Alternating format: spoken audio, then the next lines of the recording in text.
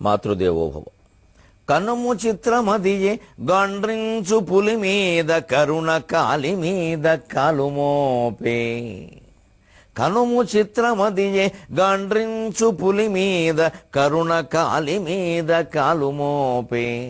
కరుణ చూచెనేని కనక దుర్గాదేవి, కరుణ చూచెనేని కనక దుర్గాదేవి, విశ్వమెల్ల నీకు విజయవాటి, విశ్వమెల్ల నీకు విజయవాటి.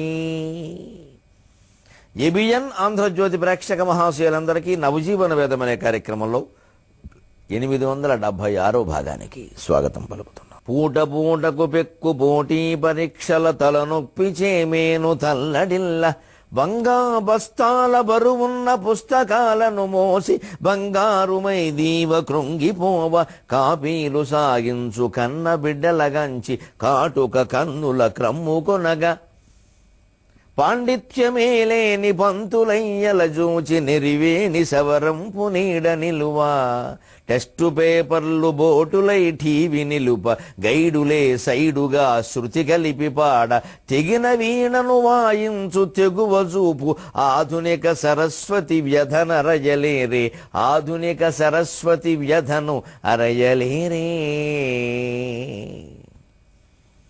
ఈ పూట పూట పరీక్షలు పెట్టి పిల్లల్ని భయపెట్టే విధానం మారాలండి. తల్లిదండ్రులు అడగాలండి, బాబు మీరు ఎక్కువ పరీక్షలు పెడతానంటే మా పిల్లల్ని చేర్పించం, మీరు ఇంగ్లీష్ మాత్రమే చెప్తాం తెలుగు సరిగ్గా చెప్పమంటే మా పిల్లల్ని చేర్పించం. కాస్త వాళ్ళకి మనోవికాసం కలిగించండి. ఏ పరీక్షలు ఏ గొడవలు లేకుండా రోజు ఒక అరగంట తెలుగు పద్యాలు చదివించమనండి. వేమనవి, సుమతి శతకానివి, భర్తృహరి నీతి శతకంలోవి ఊరికే కంఠస్థం చేయించమనండి. అర్థాలు కూడా చెప్పొద్దు, తప్పులు చెబుతారు అనవసరంగా.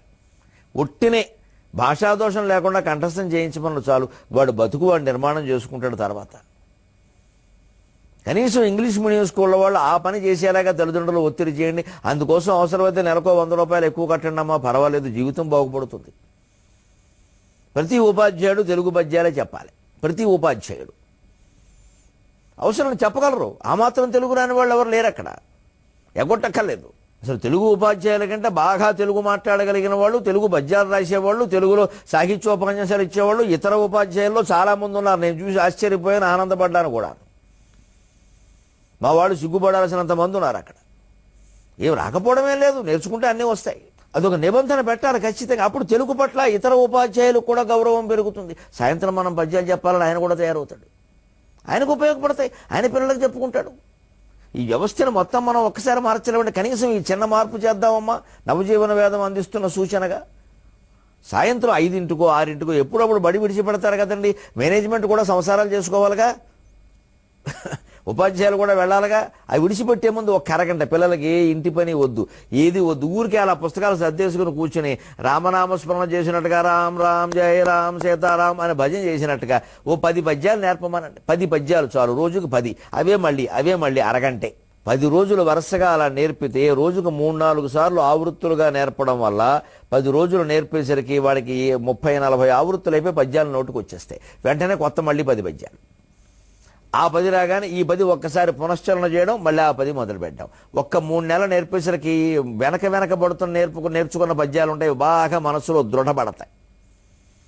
ఈ లెక్క నేను లెక్క పెట్టి చెబుతున్నానండి. ఇప్పుడు బడి నడుస్తున్న రోజుల్లో ఈ రకంగా 10 రోజులకోసారి 10 పద్యాలు మారుస్తూ ఆవృత్తులుగా మారుస్తూ ప్రతిరోజు కూడా అదే రకంగా అరగంట చెప్పినట్టయితే 10వ తరగతిలో ఉత్తీర్ణులైన ప్రతి విద్యార్థికి ఆడ మగ కుల మత భేదాలు ఏవీ లేకుండా 1000 పద్యాలు నోటుకు వస్తాయి. 1000 పద్యాలు నోటుకు వచ్చిన కూడా నా దగ్గర తీసుకురండి, 6 నెలల్లో అవధానం నేర్పుతా. మా మేడసాని మోహన్ గారు అయితే 6 రోజుల్లోనే నేర్పుతారని చెప్పారు. అంత ప్రజ్ఞావంతులు ఉన్నాం, ఏం పర్వాలేదు, నేర్పచ్చు. 1000 పద్యాలు నోటికి రావాలి. అందుకని మేము ఎక్కడో అవధానం చేస్తుంటే ఓ ఆశ్చర్యపడి మీకు లక్ష్మీ గణపతి మంత్రం ఉందా? ఏమీ లేదు, కష్టపడ్డం ఒకటే మంత్రం. ఇదో పెద్ద మొదలెట్టారు అందరూ ఇక్కడ. ఆ మంత్రం ఉందా, ఈ మంత్రం ఉందా అని. మంత్రాల వల్ల రావు, మననం చేస్తే వస్తాయి.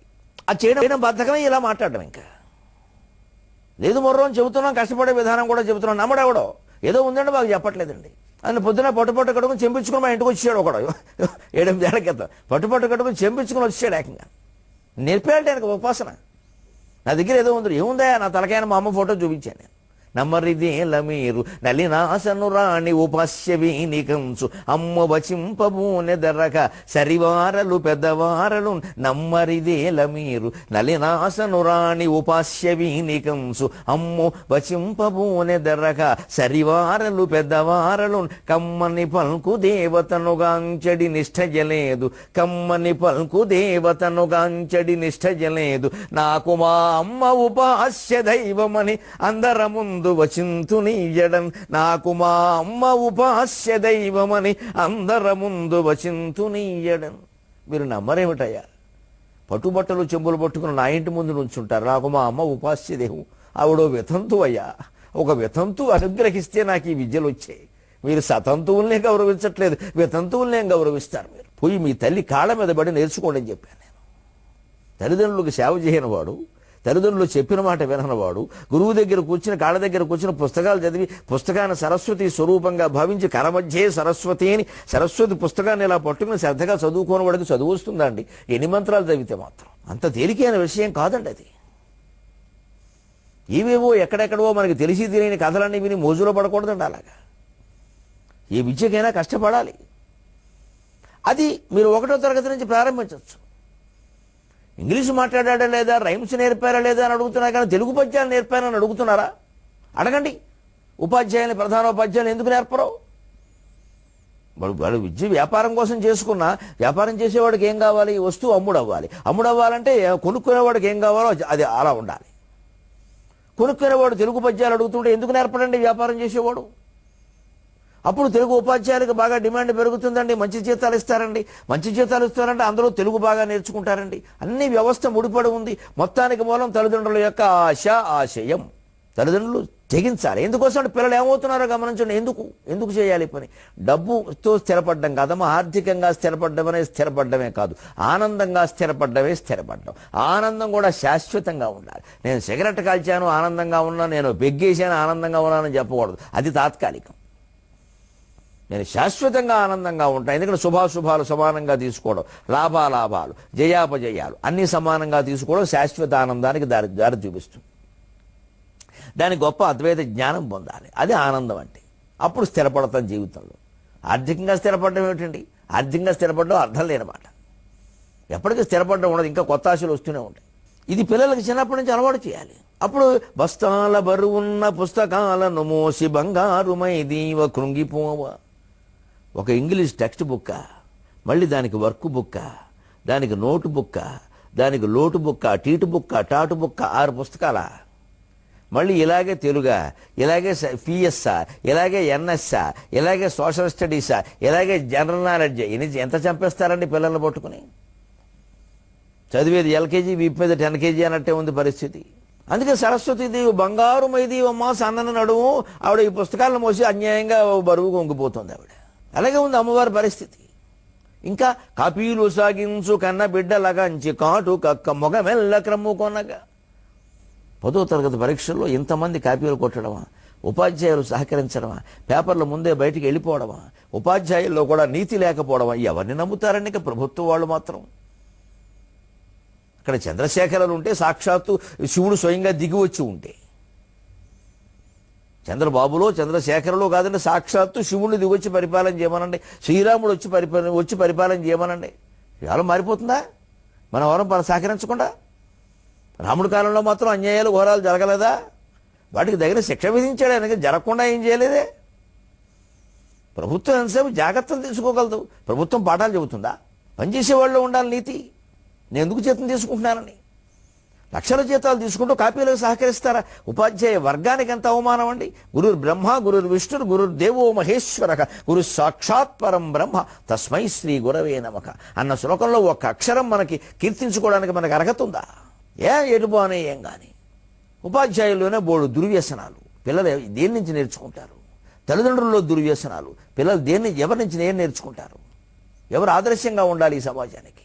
ఇన్ని వ్యవస్థల్లో మెడిసిన్ పేపర్ దగ్గర నుంచి ఐఐటి పేపర్ల దగ్గర నుంచి 10వ తరగతి వరకు అన్నీ లీక్ అయిపోతుంటాయి. మాస్ కాపీయింగ్లు, మొత్తం మూకమ్మడి కాపీయింగ్లు జరిగిపోతుంటే సరస్వతీదేవికి ఏం చేయాలో తెలియక ఏడ్చిలా కళ్ళు నులుముకుందిట. అప్పుడు కాటుక మొహం అంతా కమ్మేసుకుంది, కమ్ముకుపోయింది. కాపీలు సాగించు కన్న బిడ్డల కంచి కాటుక మొగమెల్ల క్రమ్ముకొనగా పాండిత్యమే లేని పంతులయ్యల చూచి నెరివేణి సవరంపు నీడ నిలువ.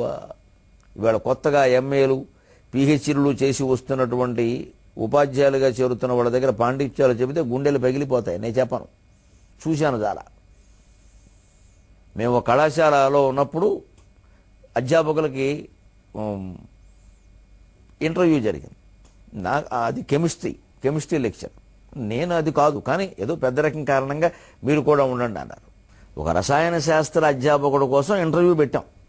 ఏదో 10 మంది వచ్చారు. ఒక ఆయన వచ్చాడు.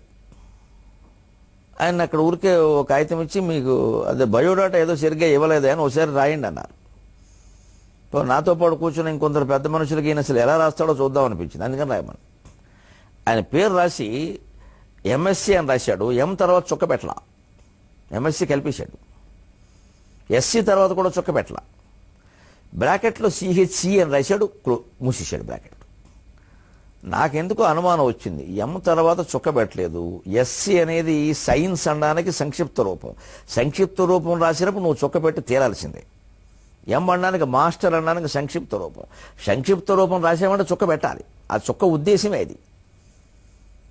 అంటే ఎం తర్వాత చుక్క పెట్టలా, ఎస్సి తర్వాత చుక్క పెట్టలా, బ్రాకెట్లో కే అన్నాడంతే, సిహెచ్సి. నాకు అనుమానం వచ్చి, ఏమనుకోదు మాస్టర్, కెమిస్ట్రీ పూర్తిగా రాయండి అన్నాను. కెమిస్ట్రీ సబ్జెక్టు పేరు పూర్తిగా రాయమన్నా. నేను చేసిన పాపం అది. 2 నిమిషాలు కళ్ళు కుళ్ళిపోయాయి నాకు ఆ స్పెల్లింగ్ చూసి. ఇంకా ఆయన రాసిన స్పెల్లింగ్ నేను చెప్పను, ఎందుకంటే అది గుర్తుపెట్టుకుంటే నాకు వచ్చిన స్పెల్లింగ్ పోయేలా ఉంది. కెమిస్ట్రీ స్పెల్లింగ్ రాయలేపాడే. నిజంగా నాకు కోపం రాలేదండి, జాలేసింది. అబ్బాయి, నీ వయసు 25 ఏళ్ళు ఉన్నట్టుగా ఉంది, నువ్వు ఎంఎస్సి కెమిస్ట్రీ చదివావు, మరి కెమిస్ట్రీ పేరు రాయలేకపోతున్నావు అంటే విచిత్రమైన జవాబు ఇచ్చాడు. నాకు ఎప్పుడు మా 2 ఏళ్లలోనూ కెమిస్ట్రీ అని పూర్తిగా రాయవలసిన అవసరం రాలేదన్నాడు. అయ్యి బాబోయ్, నీ ఇల్లు బంగారంగానో ఎంత గొప్పవాడు పోయి అనుకున్నా. అవసరం రాలేదుట. అంటే బ్రాకెట్లో ఎప్పుడు సిహెచ్సి అంటాం సరిపోతుంది, ఎవరు అడగలేదు, అవసరం రాలా. అందుకని నేను ఎప్పుడు పూర్తిగా రాసే ప్రయత్నం చేయలేదండి, నాకు రాలేదన్నాడు. నీ తప్పు లేదు రా అన్నాడు. నేను ఆయనకు ఉద్యోగం ఎలా ఇవ్వమంటారు? ఇంకో చోట తెలుగు పాఠం, ఇది నేను విన్నాను, నేను చూసింది కాదు, కానీ పెద్దవాళ్ళు చెప్పారు. కరుణశ్రీ గారి పాఠం మీద, పద్యం మీద పెద్ద చెలుగుతుంది. ఆయన విజయశ్రీ అని కావ్యం రాశాడు. అది ఒకప్పుడు పాఠ్యభాగంలో ఉండేది. అందులో కృష్ణుడు రాయబారానికి వెళ్ళి వచ్చాక పాండవులతో మాట్లాడే దృశ్యం అదంతా. అడుగుతారు భీముడు అర్జునుడు, ఏమైంది, ఎవరెవరు ఏమన్నారో చెప్పమంటారు. అంటే కృష్ణుడు చెబుతాడు, కరుణశ్రీ గారి పద్యం. ఇమ్మన్నాడు 5 ఊళ్ళు భీష్ముడు, గురుండేదో విధిను సంధి కానిమ్మన్నాడు, విచిత్ర వీర్య తనయుండేలా విరోధము పోనిమ్మన్నాడు, అరగంట కర్ణుని మొగం వీక్షించి పొందేమి పో పొమ్మన్నాడు, సుయోధనుండు అనుగుదమ్ములు రొమ్ములు బింబగన్ అని బ్రహ్మాండమైన పద్యం రాశాడు. దానికి ఒక తెలుగు ఉపాధ్యాయుడు అర్థం చెబుతున్నట్టు ఒక డిఈఓ గారు నాకు స్వయంగా చెప్పాడు. ఇది ఓ 10 ఏళ్ల క్రితం మాట. అప్పుడే అలా ఉంది పరిస్థితి, 17-8 ఏళ్ళు అయింది. ఏదో ఇమ్మన్నాడు 5 ఊళ్ళు భీష్ముడు, గురుండు ఏదో విధిని సంధి కానిమ్మన్నాడు, విచిత్ర వీర్య తనయుడు అంటే ధృతరాష్ట్రుడు ఎలా విరోధము పోనిమ్మన్నాడు. అంతవరకు బాగానే ఉంది, చెప్పేశాడు. అరగంట కర్ణుని మొగం వీక్షించి పొందేమి పో పొమ్మన్నాడు సుయోధనుండు అనగానే, చూసారా కర్ణుడికి దుర్యోధనుడు ఎంత ప్రాధాన్యం ఇచ్చాడో అరగంట సేపు చూశాడు కర్ణుడు కేసి చెప్పాడు. అది అరగంట. అక్కడ కవి గారు అరగంట అంటే ఉద్దేశం అరకన్నుతో ఊరికి అలా క్రేగంట చూశాడనమాట. అంతేగాని సభాసదనంలో శ్రీకృష్ణుడు ఉండగా దుర్యోధనుడు అరగంట సేపు అలా కరుణుడు కేసు సినిమా షూటింగా అరగంట సేపు చూడటం ఏంటండి? అరగంట, పావు గంట, 30 గంటను. అరగంట అంటే అర్థం కాలేదు దీనికి. పైగా అంతటి గొప్ప సభలో తన అభిప్రాయం తాను చెప్పడానికి దుర్యోధనుడు కర్ణుడు కేసు చూశాడంటే దుర్యోధనుడు బానిసనట్టేగా. అంతసేపు చూస్తాడా? పైగా అభిప్రాయం ముందే నిర్ధారితం, మ్యాచ్ ఫిక్సింగ్. ఆయన ముందే అనుకున్నాడు ఇవ్వద్దని. అరగంటతో చూశాడు అని చెప్పడానికి అరగంట చూశాడని చెప్పానండి. పైగా దానికి మళ్ళీ వ్యాఖ్యానం ఒకటి, వ్యాఖ్యానం కూడా వెలగబెడుతున్నాడో అన్నట్టుగా అరగంట సేపు చూశాడు కర్ణుడి కేసి అంటే కర్ణుడికి ఆ రాజ్యంలో ఎంత ప్రాధాన్యం ఉందో చూడండి. కర్ణుడికి ఏం ప్రాధాన్యం ఏం లేదు, దుర్యోధనుడికే ప్రాధాన్యం. ప్రతిదానికి కర్ణుడిని ఏం అడగలేదు దుర్యోధనుడు. వాడు పెద్ద మొండి సన్నాసి, వాడు ఎందుకు అడుగుతాడు? ఆయన మార్గంలోకే కర్ణుడు వచ్చేలా చేసుకున్నాడు ఆయన. ఏదో ఆయన మొహమాటాలు ఆయనకు ఉన్నాయి కాబట్టి వెళ్ళాడు. అరగంట ఎలా చెప్పాడు అర్థం. ఇదండి పాండిత్యం. అసలు ఈ అరగంట అప్పుడు ఉంటుందా భారత కాలంలో? ఈ లెక్కలు ఉన్నాయా? గంటలు ఎక్కడైనా భారతం మొత్తం మీద గంట 2 గంటలనే మాట వచ్చిందా? గడియలు తప్ప. అంత జ్ఞానం ఉంటే ఇంకే. అసలు ఇది ఎప్పుడదో కథ కదా, కరుణశ్రీ గారు రాశారు కదా, దీనికి ఏమై ఉంటుంది ఊహలేదండి. ఇది పాండిత్యం. విశ్వనాథ వారు శతాధిక గ్రంథకర్త అని ఒక పుస్తకం, ఒక పాఠం పరిచయంలో ఆయన పాఠం పెట్టారు. దానికి పరిచయంలో విశ్వనాథ వారు శతాధిక గ్రంథకర్త అంటే శుభ్రంగా ఒక ఉపాధ్యాయుడు ఆయన శతాధిక అనే గ్రంథం కూడా రాశారయ్యా. శతాధిక అనే ఒక గ్రంథం ఉందా? శతాధిక గ్రంథకర్త అంటే 100 కంటే ఎక్కువ పుస్తకాలు రాశారని అర్థం. అదో గ్రంథం కాదు. పిల్లాడికి అనుమానం వచ్చి తర్వాత ఎప్పుడో నేను కాకినాడలో ఉన్న రోజుల్లో వాడికి ఏదో అనుమానం వచ్చింది, ఇందులో తప్పు ఉందన్నది. అదేమిటి ఆయన 100 ఇవిడే బాబు 200 రాశారయ్యా పుస్తకాలు అని అంటే, ఏమంటే మా మాస్టర్ ఎలా చెప్పారు ఏమిటా? నేను ఆ మాస్టర్ని సమర్థించడానికి ఓ పని చేసి, లేదయ్యా మీ మాస్టర్ తెలివి తక్కువవాడు కాదు, గొప్పవాడయ్యా. ఎందుకు చెప్పాడంటే ఆయన 100 పైన పుస్తకాలు రాశారంటే నువ్వు కొన్ని పుస్తకాల పేర్లు చెప్పమంటావు, అన్నీ ఆయన కష్టం నోటికి రావు, అందుకని అదో గ్రంథం వాడు పో అన్నాను నేను. వాడు నవ్వుకున్నాడు. ఇదేనండి పరిస్థితి.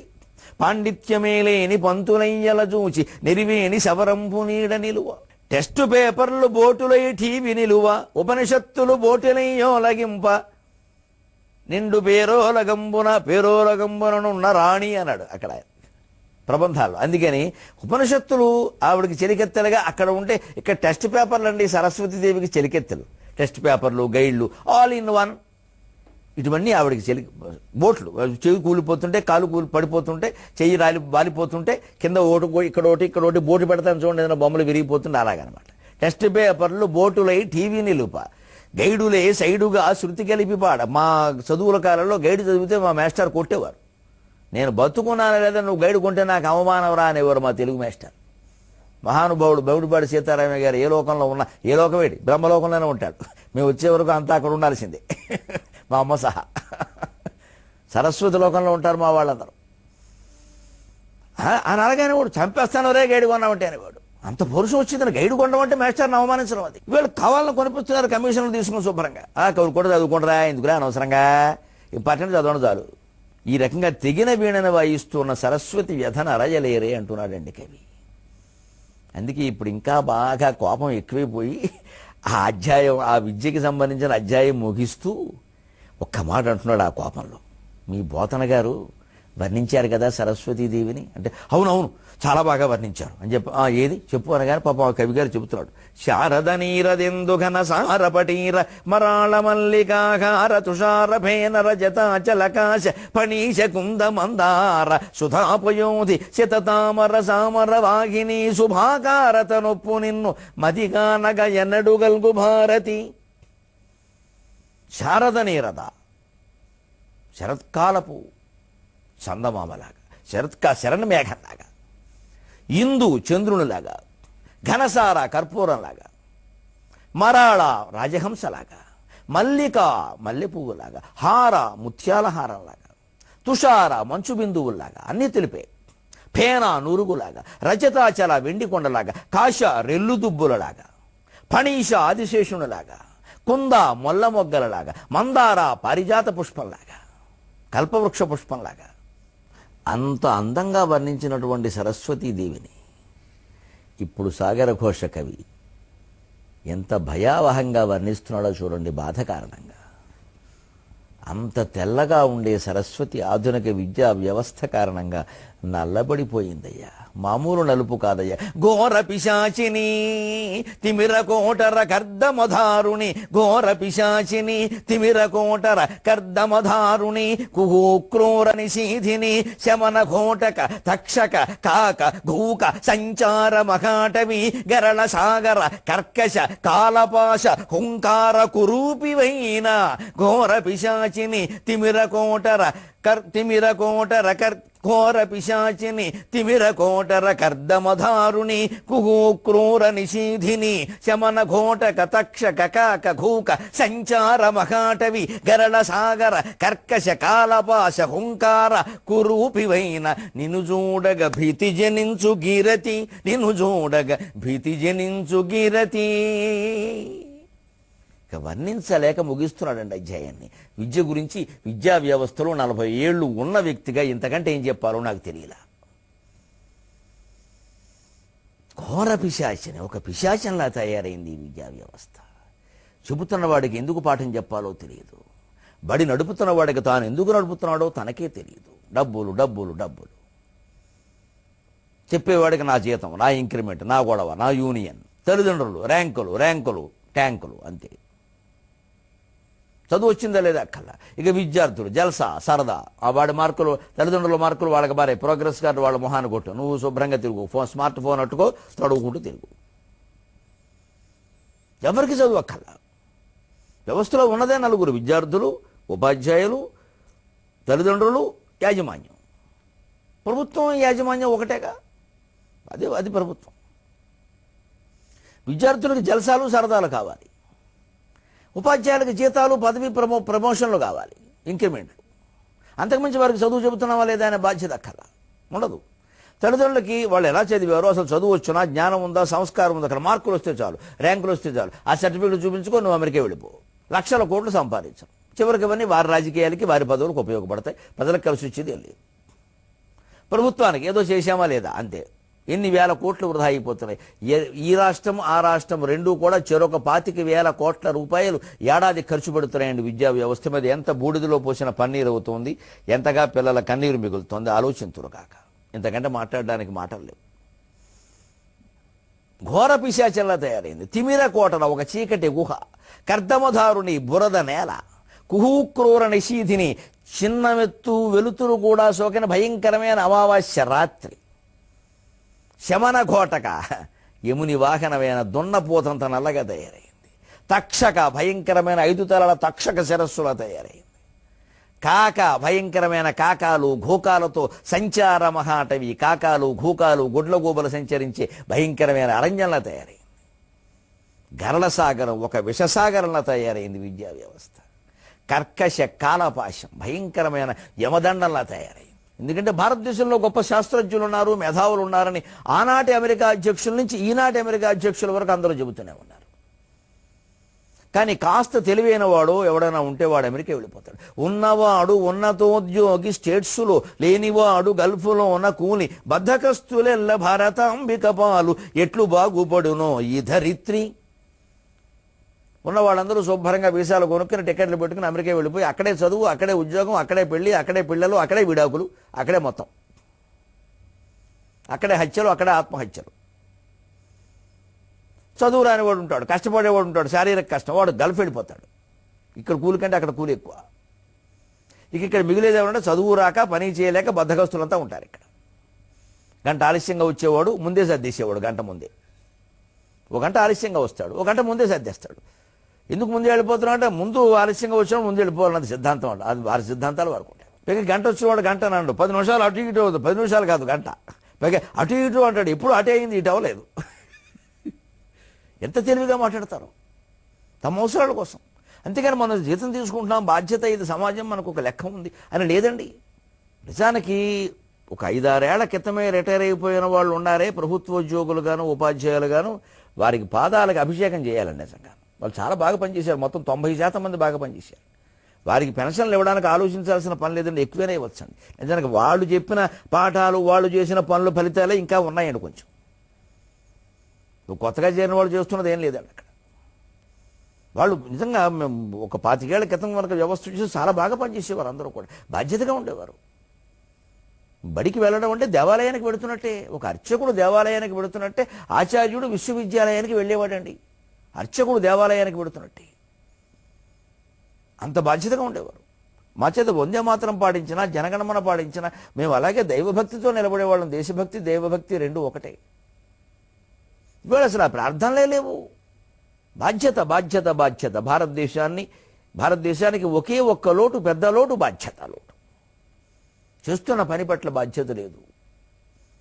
దీనివల్ల నాకేం వస్తుంది, దీనివల్ల నాకు. మన అందరం భగవద్గీత చదివేవాళ్ళమే.